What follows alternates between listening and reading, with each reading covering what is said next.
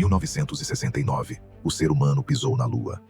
Era o primeiro passo para conquistar o cosmos, ou pelo menos era o que acreditávamos. Mas mais de meio século depois, ninguém voltou. Ninguém foi além.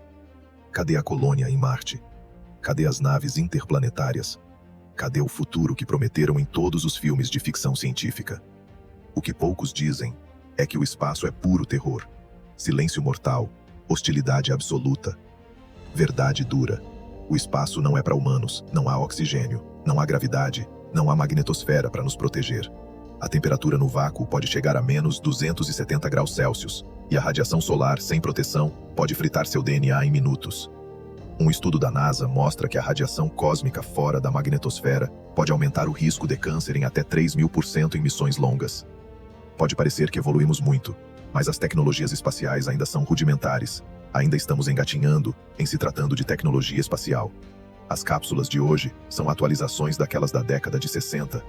E mesmo as mais avançadas, como o Starship da SpaceX, ainda nunca transportaram humanos para fora da órbita baixa. Para chegar em Marte, seriam 6 a 9 meses de viagem, com riscos constantes. Falhas de sistemas, ataques de radiação solar, perda de comunicação com a Terra e o maior de todos, a mente humana em isolamento absoluto. A verdade é que não somos feitos para o espaço. Nossa biologia foi moldada por milhões de anos de evolução aqui, nesse planetinha com ar, água, pressão atmosférica e ritmos circadianos. Tiramos tudo isso e o corpo entra em colapso. Músculos atrofiam, ossos enfraquecem, fluidos se acumulam no crânio. Astronautas da ISS perdem até 20% da densidade óssea em 6 meses. Segundo a ESA, Agência Espacial Europeia, os astronautas precisam de 2 horas de exercício por dia só para manter o mínimo da estrutura corporal. Outro fator limitante é a logística. Custa caro demais. Cada quilo levado ao espaço custa entre 10 e 40 mil dólares. Agora imagina transportar toneladas de água potável, oxigênio, comida para meses, medicamentos, ferramentas, sistemas de suporte à vida redundantes e backup para cada sistema vital. Tudo isso para manter uma pessoa viva por dias. E se algo der errado? Não tem ambulância, não tem resgate. Você está por conta própria, no maior cemitério silencioso do universo.